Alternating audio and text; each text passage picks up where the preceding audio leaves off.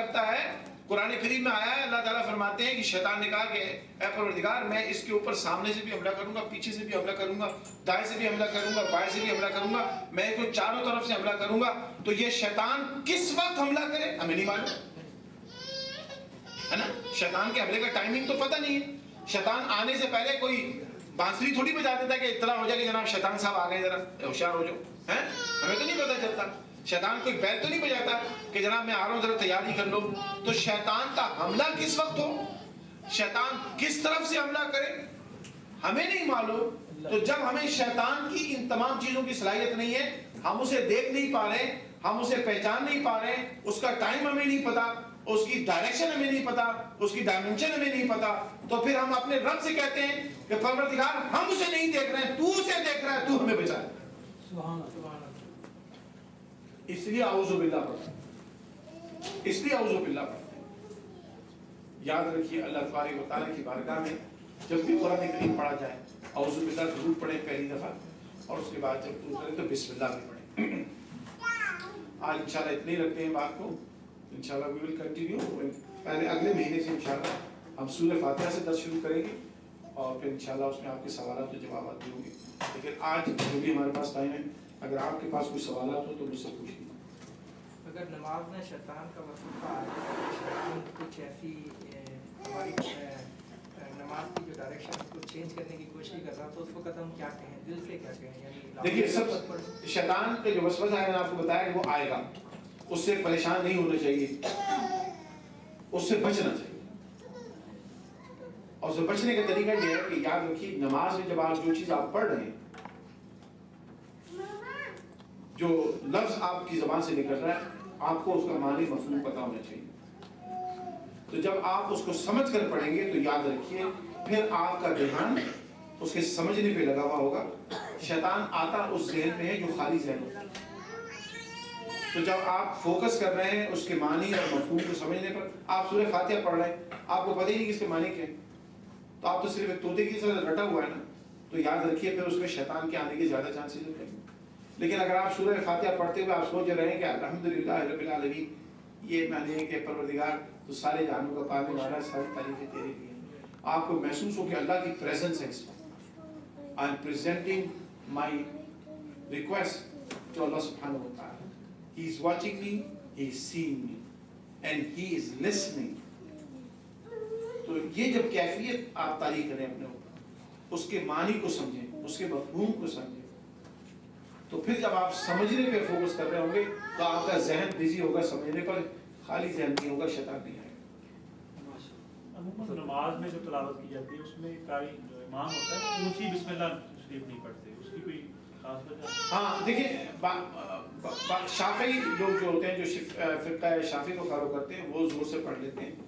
حنفی فرقہ میں اعوذ باللہ اور بسم اللہ دل میں پڑھی جاتی ہے, کیونکہ نبی علیہ السلام کی احادیث سے ثابت ہے کہ حضور کریم صلی اللہ علیہ وسلم نے قرآن کریم کی تلاوت جب نماز میں کی تو اعوذ باللہ بھی اور بسم اللہ بھی آپ نے خاموشی سے پڑھی اور پھر اس کی آواز سے شروع کری.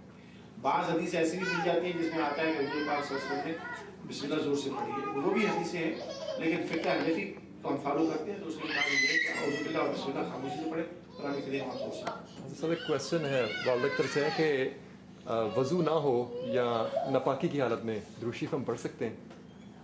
دیکھیے وضو نہ ہو تو آپ درود شریف تو پڑھ سکتے ہیں, لیکن ناپاکی کی حالت میں جب انسان کو غسل فرض ہوتا ہے اس وقت آپ درود شریف نہ پڑھیں تو اچھا ہے. آپ غسل کر کے پاکی کی حالت میں درود شریف پڑھیں تاکہ اس کی برکت, اس کا فیض آپ کو حاصل ہو. وضو کے ساتھ پڑھیں گے تو یاد رکھیے درود شریف کا کیف سرور آپ کو الگ ہوگا, بغیر وضو کے پڑھیں گے تو آپ کو کیفیت الگ ہوگی. وضو کے ساتھ پڑھنے سے یاد رکھیے الحمدللہ وہ برکتیں, وہ رحمتیں, وہ فیض جو درود شریف کا ہے وہ بڑھ جاتا ہے. لیکن پڑھ سکتے ہیں, لیکن ناپاکی کی حالت میں کوشش کریں کہ نہ پڑھیں, جب پاک ہو جائیں پھر پڑھیں.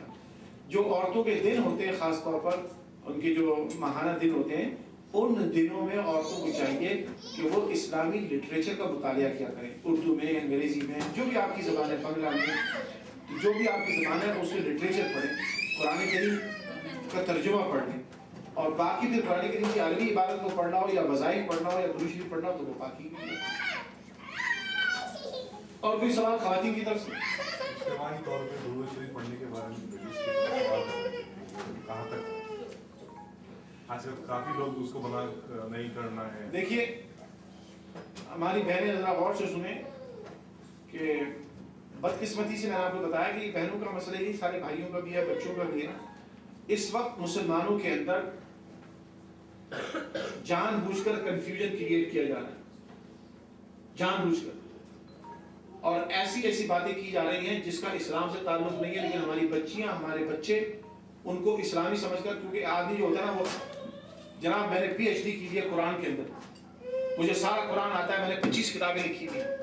یاد رکھیے اس قسم کے دعوے کرنے والے خود گمراہ ہیں، دوسرے کو بھی گمراہ کر رہے ہیں.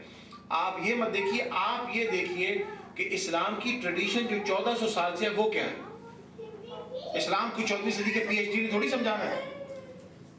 اسلام 1400 سال کیسے پریکٹس ہوا وہ دیکھیے. آپ یہ سمجھ رہے ہیں کہ سارے لوگ 1400 سال سے غلط کر رہے ہیں، میں صحیح اسلام بتا رہا ہوں. یہ خود غلط ہیں، 1400 سال کے مسلمان غلط نہیں.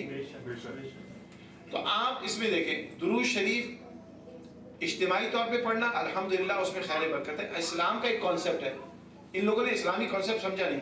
یہ اپنی تنظیموں کے جلسے کرانے ہونا تو بڑے بڑے جلسے کرتے ہیں، ساری دنیا کو اکٹھا کر لیتے ہیں اور ان کو وہاں بدعت نظر نہیں آتی.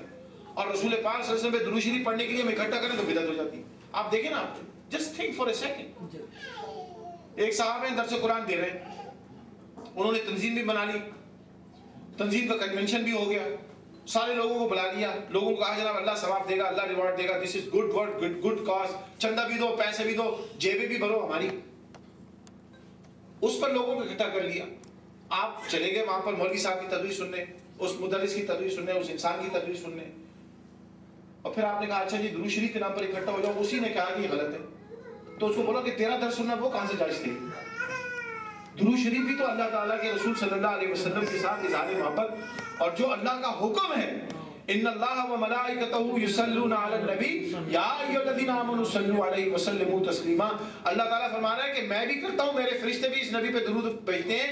اے مومنو تم بھی درود و سلام بھیجو. اللہ کا حکم ہے، اس کو کرنے کے لیے ہم اکٹھے ہوئے تو مجھ سے روک رہے ہیں؟ تمہارے کنونشن کا حکم اللہ نے کہاں دیا تھا؟ اور 70,000 فرشتے بھی تو ایک ساتھ. بالکل. لوگ کہتے ہیں اچھا جی آپ ایسا کیا کریں، اکیلے پڑھ لیا کریں. تو مولوی صاحب تم بھی اکیلے اپنے کمرے میں بیٹھ کے نا خود ہی درس سن لیا کرو، خود ہی دے دیا کرو. آپ اپنے کمرے میں بیٹھ کے اپنا درس خود ہی سنیں، خود ہی بتائیں. آپ لوگوں کو کیوں سناتے ہیں؟ ہم لوگوں کو علم دینا چاہتے ہیں. تو درود شریف سے کیا آپ کو شیطان آ رہا ہے؟ درود شریف سے علم نہیں آ رہا؟ درود شریف سے رسول پاک کی محبت نہیں پیدا ہو رہی؟ درود شریف سے اللہ اور اس کے رسول کا ذکر نہیں؟ درود شریف ہے کیا؟ اللہم صلی، اللہ کا ذکر ہے، رسول کا ذکر ہے، رسول کی آل کا ذکر ہے، ابراہیم علیہ السلام کا ذکر ہے، ان کی آل کا ذکر ہے، مبارک لوگوں کا ذکر آپ کی زبان پہ آ رہا ہے.